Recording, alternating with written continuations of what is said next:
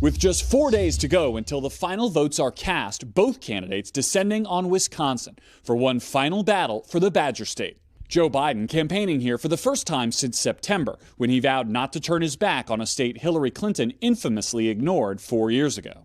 You weren't being seen, represented, or heard. I get it. It has to change, and I promise you this. It will change with me. President Trump returning for the second time this week. Remember that 4 years ago? They said Donald Trump has won the state of Wisconsin. It's been a long time since a Republican did that, but we're actually much higher now than we were then.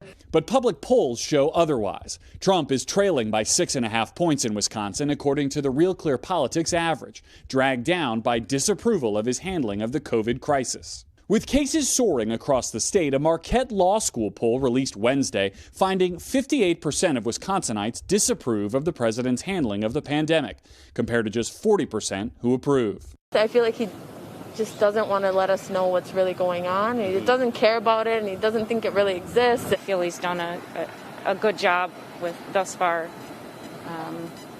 with it, considering everything going on, the virus and how he's handled things. In the last 7 days, the state recorded more than 200 COVID-19 deaths. Now our cases continue to increase. Our hospitals are getting tighter. And I don't see a light at the end of the tunnel right now. There is no rounding the corner in Wisconsin today. Meanwhile, some 1.5 million Wisconsinites have already voted early, up more than 200% from this time 4 years ago. But with the Supreme Court ruling Monday that absentee votes received after Election Day here should not be counted, both parties now focusing on turning out supporters for the final days of in-person early voting. Supporters of the president are hoping for another Election Day surprise.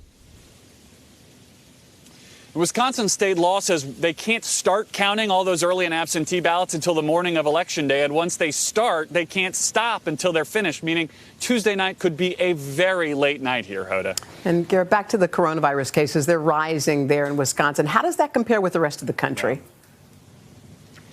Nationally, the positivity rate right now is just over 6%. Here in Wisconsin, it's above 27%. That kind of spread, one public health official described as a nightmare scenario here in this state.